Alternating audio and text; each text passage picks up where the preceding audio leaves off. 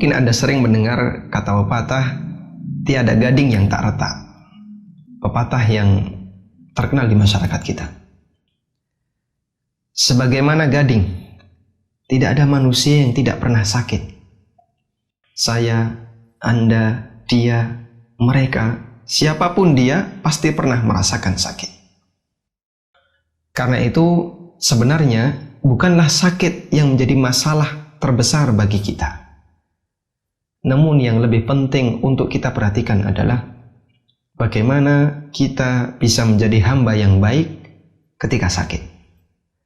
Karena sakit itu pasti. Sementara bagaimana cara melakukan yang terbaik ketika sakit, itu kembali kepada pilihan kita. Kita bisa mendapatkan banyak pahala ketika sakit. Sebaliknya, sakit yang kita alami bisa menjadi sumber sebab munculnya dosa. Mari kita ingat sabda Nabi Sallallahu Alaihi Wasallam.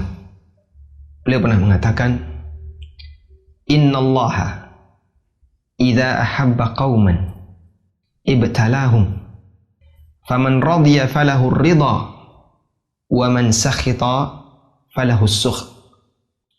Sesungguhnya Allah Azza wa Jalla ketika mencintai satu kaum, dia akan menguji mereka. Menguji dengan musibah. Siapa yang ridha dengan musibah itu, dengan ujian Allah, maka Allah Subhanahu wa Ta'ala akan ridha kepadanya. Sebaliknya siapa yang marah dengan musibah itu, maka dia akan mendapatkan murka dari Allah Subhanahu wa Ta'ala. Hadis yang sahih riwayat Ahmad dan Tirmidzi. Mari kita perhatikan hadis di atas. Allah Subhanahu wa Ta'ala jadikan musibah sebagai sebab ujian bagi manusia. Karena itu sesungguhnya ujian yang Allah berikan kepada para hambanya, hakikatnya didasari kecintaan Allah Subhanahu wa Ta'ala kepada hambanya. Karena seorang hamba akan bisa mendapatkan derajat yang lebih tinggi ketika mereka mendapatkan ujian dan mampu bersabar terhadap ujian tersebut. Sebaliknya, ketika dia tidak bersabar, dia akan mendapatkan balasan yang sebaliknya.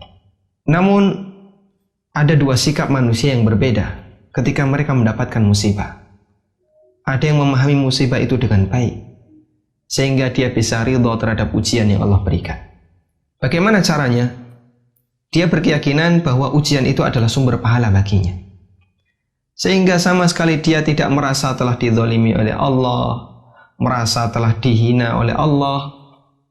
Di saat itulah Allah akan memberikan keridhaan dan pahala yang besar baginya. Karena dia husnuzon kepada Allah, berbaik sangka kepada Allah. Sebaliknya ada orang yang menyikapi musibah itu dengan cara yang salah. Dia menganggap sakit ini adalah kezaliman, ketidakadilan dari Allah Azza wa Jalla. Mengapa dia sakit sementara orang lain tidak sakit?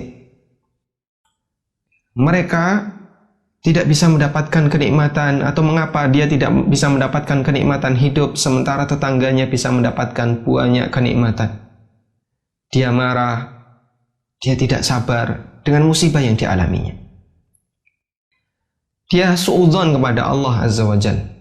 Sebagai hukumannya, Allah Ta'ala justru murka kepadanya.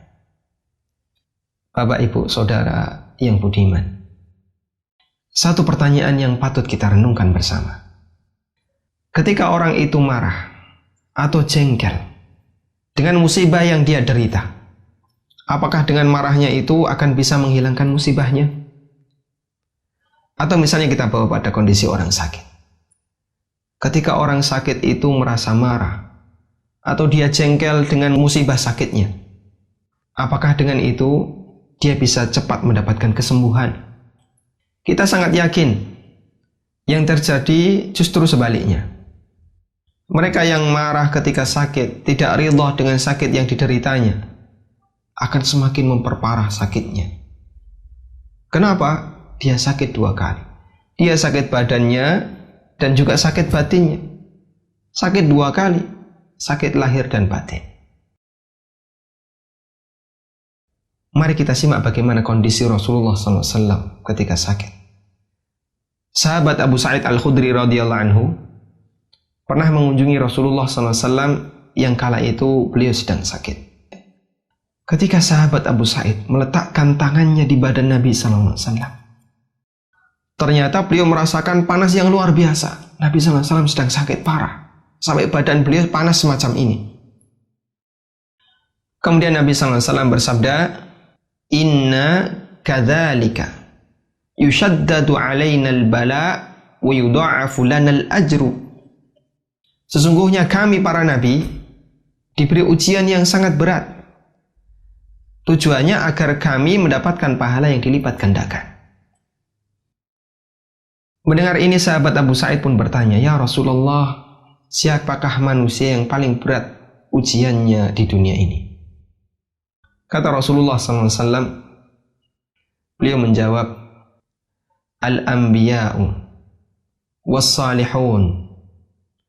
Ujian yang paling berat adalah mereka yang berstatus sebagai para nabi dan orang-orang saleh.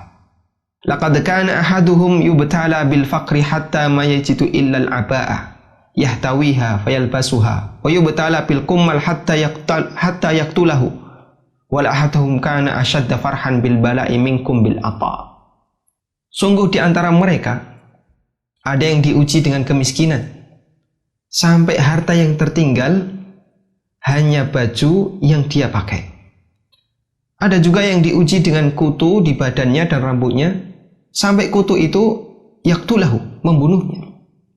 Sungguh para nabi dan orang-orang saleh itu, mereka lebih asyaddu farhan, mereka lebih berbangga dan berbahagia dengan ujian yang mereka derita, melebihi kebanggaan kalian bil ata ketika kalian mendapatkan rizki. Hadis yang sahih diriwayatkan oleh Abu Ya'la dan Baihaqi. Seperti itulah yang diajarkan Nabi SAW dan orang saleh. Mereka bisa berbahagia ketika sakit, bahkan lebih bahagia dibandingkan manusia biasa ketika mendapatkan kenikmatan. Mereka lebih gembira dengan ujian yang dideritanya, melebihi kegembiraan orang yang baru saja mendapatkan banyak harta. Karena mereka meyakini sakit adalah sumber pahala baginya. Kita bisa simak kisah yang lain. Ketika sahabat Sa'ad bin Abi Waqqas radhiyallahu anhu, pada saat di usia tua beliau pernah datang ke Mekah. Matanya sudah buta. Melihat kedatangan Sa'ad, masyarakat pada berdatangan dan menyambutnya karena beliau seorang sahabat, seorang ulama. Dan mereka meyakini Sa'ad bin Abi Waqqas adalah orang yang doanya sangat mustajab. Seperti yang disabdakan Nabi SAW. Maka satu demi satu orang meminta didoakan oleh Sa'ad bin Abi Waqqas. Sampai akhirnya datang seorang pemuda yang bernama Abdullah bin Sa'ib. Beliau memperkenalkan diri kepada Sa'ad bin Abi Waqqas. Saya Abdullah bin Sa'ib. Setelah berkenalan, kemudian Abdullah bertanya keheranan. Ya ammi, wahai pamanku, Anda mendoakan banyak orang karena doa itu mustajab.